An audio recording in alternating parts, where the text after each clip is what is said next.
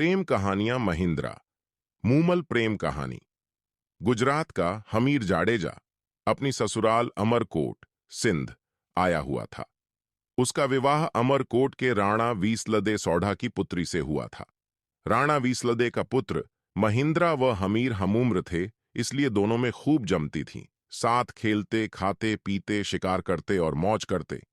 एक दिन दोनों शिकार करते समय एक हिरण का पीछा करते करते दूर लोद्रवा राज्य की काक नदी के पास आ पहुंचे। उनका शिकार हिरण अपनी जान बचाने काक नदी में कूद गया। दोनों ने यह सोच कि बेचारे हिरण ने जल में जल शरण ली है, अब उसे क्या मारना, शिकार छोड़। जैसे दोनों ने इधर उधर नजर दौड़ाई तो नदी के उस पार उन्हें एक सुंदर बगीचा व उसमें बनी एक दुमंजिली झरोखेदार मेद्दी दिखाई दी। इस सुनसान स्थान में इतना सुहावना स्थान देख दोनों की तबीयत प्रसन्न हो गई। अपने घोड़े नदी में उतार दोनों ने नदी पार कर बागीचे में प्रवेश किया। इस वीरानी जगह पर इतना सुंदर बाग देख दोनों आश्चर्यचकित थे कि अपने पड़ोस में ऐसा नखलिस्तान, क्योंकि अभी तक तो दोनों ने ऐसे नखलिस्तानों के बारे में सौदागरों से ही चर्चाएं सुनी थीं। उनकी आवाजें सुन मेढ़ी में बैठी मूमल ने झरोखे से नीचे झांक कर देखा तो उसे गर्दन पर लटके लंबे काले बाल, भौहों तक तनी हुई मूंछें, चौड़ी छाती और मांसल भुजाओं वाले दो खूबसूरत नौजवान अपना पसीना सुखाते दिखाई दिए। मूमल ने तुरंत अपनी दासी को बुलाकर कर कहा, नीचे जा, नौकरों से कह इन सरदारों के घोड़े पकड़े व इनके रहने खाने का इंतजाम करे। दोनों किसी अच्छे राजपूत घर के लगते हैं, शायद रास्ता भूल गए हैं, इनकी अच्छी खातिर करा। मूमल के आदेश से नौकरों ने दोनों के आराम के लिए व्यवस्था की, उन्हें भोजन कराया। तभी मूमल की एक सहेली ने आकर दोनों का परिचय पूछा। हमीर ने अपना व महिंद्रा का परिचय दिया और पूछा कि तुम किसकी सहेली हो, ये सुंदर बागव झरोखेदार मेद्दी किसकी की है और हम किस सुलक्षणी के मेहमान हैं। मूमल की सहेली कहने लगी, क्या आपने मूमल का नाम नहीं सुना, उसकी चर्चा नहीं सुनी? मूमल जो जगह प्यारी मूमल के नाम से पूरे माढ़ जैसलमेर देश में प्रख्यात है, जिसके रूप से यह सारा प्रदेश महक रहा है, जिसके गुणों का बखान यह काक नदी कल कल कर गा रही है। ये झरोखेदार मेढ़ी और सुंदर बाग उसी मूमल का है जो अपनी सहेलियों के साथ यहां अकेली ही रहती है। कहकर सहेली चली गई। तभी भोजन का जूठा थाल उठाने आया। नाई बताने लगा, सरदारों, आप मूमल के बारे में क्या पूछते हो? उसके रूप और गुणों का तो कोई पार ही नहीं। वह शीशे में अपना रूप देखती है तो शीशा टूट जाता है, श्रृंगार कर बागद में आती है, चांद शर्माकर बादलों में छिप जाता है। उसकी मेढ़ी की दीवारों पर कपूर और कस्तूरी का लेप किया हुआ है। रोज ओखिलियों में कस्तूरी कुटी जाती है। मन मन दूध से वह रोज स्नान करती है। शरीर पर चंदन का लेप कराती है। मूमल तो इस दुनिया से अलग है, भगवान ने वैसी दूसरी नहीं बनाई। कहते कहते नाई बताने लगा, अखन कुंवारी मूमल पुरुषों से दूर अपने ही राग रंग में डूबी रहती है। एक से एक खूबसूरत, बहादुर, गुणी, धनवान जवान राजा राजकुमार मूमल से शादी करने आए, पर मूमल ने तो उनकी ओर देखा तक नहीं, उसे कोई भी पसंद नहीं आया। मूमल ने प्रण ले रखा है कि वह विवाह उसी से करेगी जो उसका दिल जीत लेगा, नहीं तो पूरी उम्र कुंवारी ही रहेगी। कुछ ही देर में मूमल की सहेली ने आकर कहा कि आप दोनों में से एक को मूमल ने बुलाया है।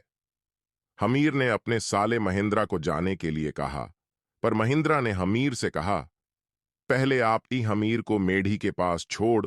सहेली ने कहा, आप भीतर पधारें, मूमल आपका इंतजार कर रही है। हमीर जैसे ही आगे चौक में पहुंचा तो देखा, आगे उसका रास्ता रोके एक शेर बैठा है और दूसरी ओर देखा तो उसे एक अजगर। महिंद्रा ने अपना अंगरखा पहन हाथ में भाला ले सहेली के पीछे पीछे चलना शुरू किया। सहेली ने उसे भी हमीर की तरह चौक में छोड़ दिया। महिंद्रा को भी चौक में रास्ता रोके शेर बैठा नजर आया। उसने तुरंत अपना भाला लिया और शेर पर पूरे वेग से प्रहार कर दिया। शेर जमीन पर लुढ़क गया और उसकी चमड़ी में भरा भूसा बाहर निकल आया। महिंद्रा यह देख मन ही मन मुस्कराया कि मूमल उसकी परीक्षा ले रही है। तभी उसे आगे अजगर बैठा दिखाई दिया। महिंद्रा ने भूसे से भरे उस अजगर के भी अपनी तलवार के प्रहार से टुकड़े टुकड़े कर दिए। अगले चौक में महिंद्रा को पानी भरा नजर आया। महिंद्रा ने पानी की गहराई नापने हेतु जैसे पानी में भाला डाला तो थक की आवाज आई। महिंद्रा समझ गया कि जिसे वह पानी समझ रहा है वह कांच का फर्श है। कांच का फर्श पार कर सीढ़ियां चढ़कर महिंद्रा मूमल की मेढ़ी में प्रविष्ट हुआ। आगे मूमल खड़ी थी, जिसे देखते ही महिंद्रा ठिठक गया। मूमल ऐसे लग रही थी जैसे काले बादल में बिजली चमकी हो। एड़ी तक लंबे काले बाल मानो काली नागिन सिर से जमीन पर लौट रही हों। हंसी हम्पे की डाल जैसी कलाइयां, बड़ी बड़ी सुंदर आंखें ऐसे लग रही थीं जैसे मद भरे प्याले हों। तपे हुए कुंदन जैसा बदन का रंग, वक्ष जैसे किसी सांचे में ढाले गए हों। पेट जैसे पीपल का पत्ता, अंग अंग जैसे उफन रहा हो।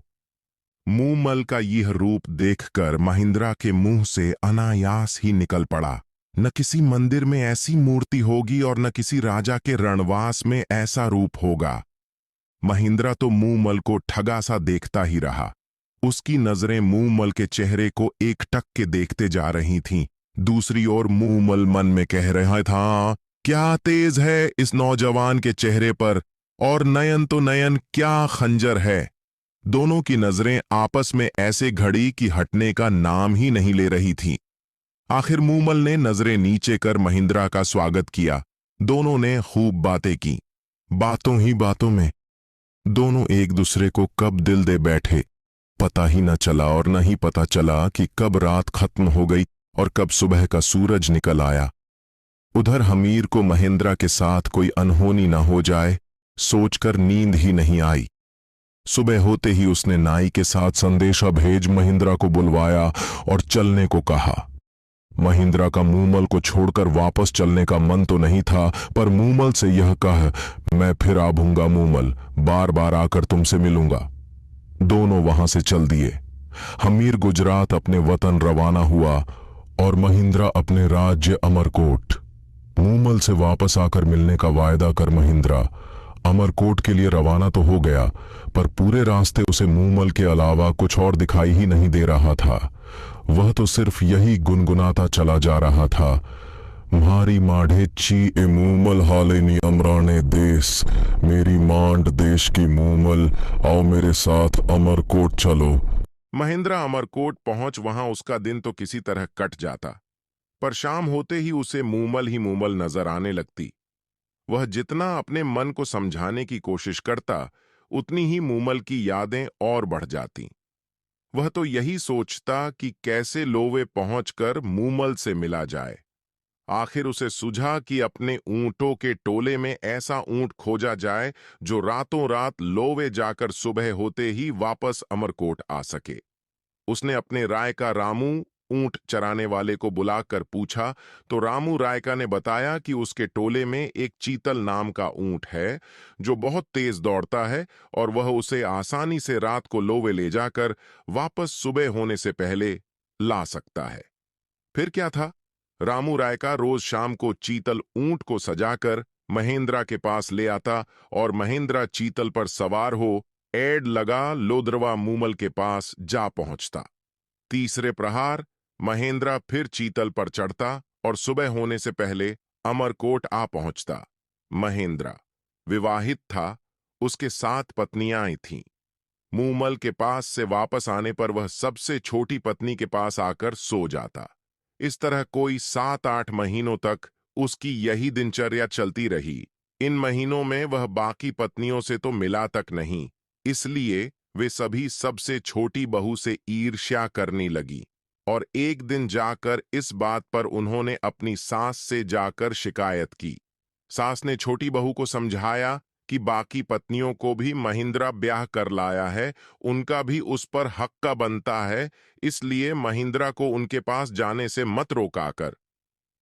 तब महिंद्रा की छोटी पत्नी ने अपनी सास को बताया कि महिंद्रा तो उसके पास रोज सुबह होने से पहले आता है और आते ही सो जाता है।